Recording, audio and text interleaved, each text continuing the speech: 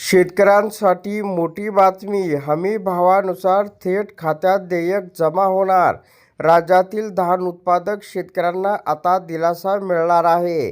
तर राज्यातील धान उत्पादक शेतकऱ्यांना त्यांच्या पिकाला किमान आधारभूत किंमत MSP मिळावी व बाजारभावातील चढउतारापासून संरक्षण मिळावे यासाठी खरीप हंगाम सन 2025-26 अंतर्गत धान खरेदी योजना प्रभावीपणे राबवण्यात येत आहे.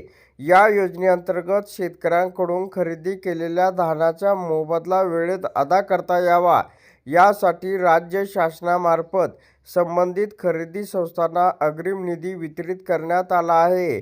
नोंदणीकृत शेतकऱ्यांनी अधिकृत खरेदी केंद्रावर आपला कृषी माल देऊन योजनेचा लाभ घ्यावा, असे आवाहन अन्न, नागरी पुरवठा व ग्राहक संरक्षण विभागाच्या वतीने करण्यात आलेले आहे.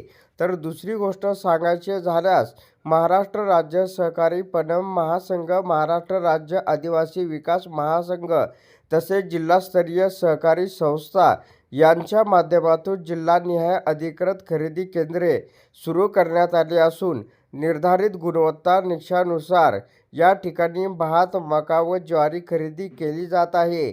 शेतकऱ्यांची नोंदणी, धान्याची गुणवत्ता तपासणी, अधिकृत वजन आणि हमी भावानुसार थेट बँक खात्यात देयक जमा करण्याची पारदर्शक प्रणाली कार्यान्वित करण्यात आली आहे. तर अशा प्रकारे राज्यातील शेतकऱ्यांसाठी ही अत्यंत महत्त्वाची अपडेट होती. अशा प्रकारच्या महत्त्वपूर्ण अपडेट जाणून घेण्यासाठी आताच आपल्या टेक मराठी यूट्यूब चॅनलला जास्तीत जास्त शेअर व सबस्क्राईब करा.